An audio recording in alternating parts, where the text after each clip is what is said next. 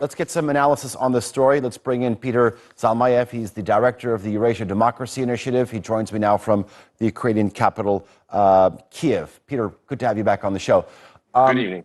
The last time that a Ukrainian president was invited to the White House, Trump was in office, and we all remember the twist of events, that sort of infamous phone call that led to Donald Trump's first impeachment.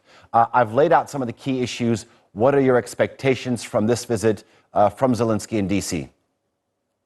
Well, contrary to sort of lowered expectations on the eve of the meeting and the fact that it was actually moved because of everything that is going on in Afghanistan, everything that is going on in Louisiana, in the southern part of the United States, with the tropical storm, where it is obviously Ukraine is not on the top of the agenda of Mr. Biden. Contrary to those lowered expectations that the meeting will be pro forma, nothing will come out of it, there is some sense of optimism that I have, and I share it with other colleagues, that in fact both sides may be interested in some sort of, if not a breakthrough, but some sort of progress to show. Mr. Biden, as well as Mr. Zelensky, he wants to show something, positive happening on that front, on the Eastern European front, to deflect attention from what's happening in Afghanistan. Once again, you mentioned that NATO is pretty much off the table. Also off the table is the Nord Stream 2, contrary to his initial support of the idea of canceling Nord Stream 2. Biden decided to go along with it for the sake of his relationship with Germany. So it will not be productive for Mr. Zelensky to knock on that door and to try to revoke the agreement. It's fait accompli. What I'm seeing, and it's very positive, is that Biden will probably announce $60 million in new security assistance, including new Javelin missiles. He will reiterate America's unambiguous support of Ukraine.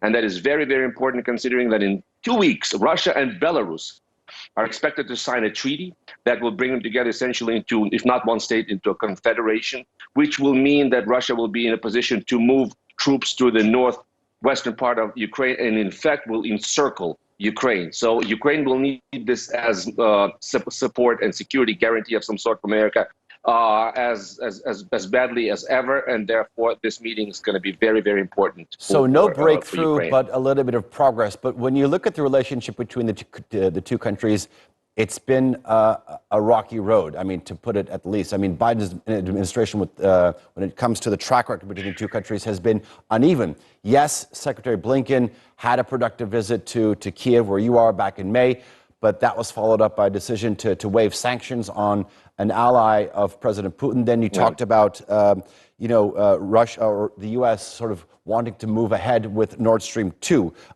Is this the U.S. basically doing whatever it suits its national interests, or standing up for an ally?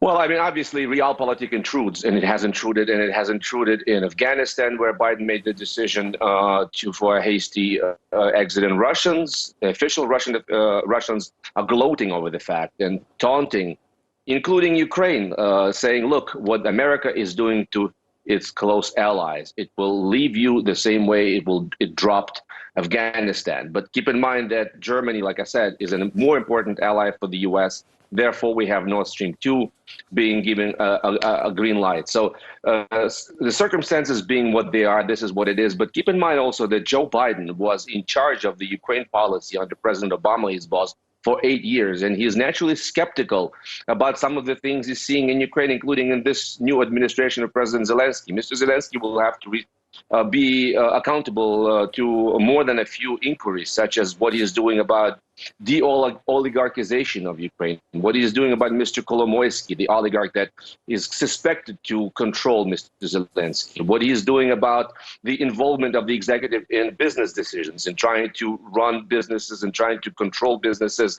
All of this is going to be very important, and Mr. Biden still views Ukraine as essentially a corrupt country that is doing its best. I guess it claims that it's doing its best, but whether Mr. Zelensky will make a convincing case that he is doing his best, on that will depend on to what extent Biden will go out on a limb and spend his political capital to support Ukraine. Peter, good to have you on the show. Peter Zalmayev with that analysis. Thank you.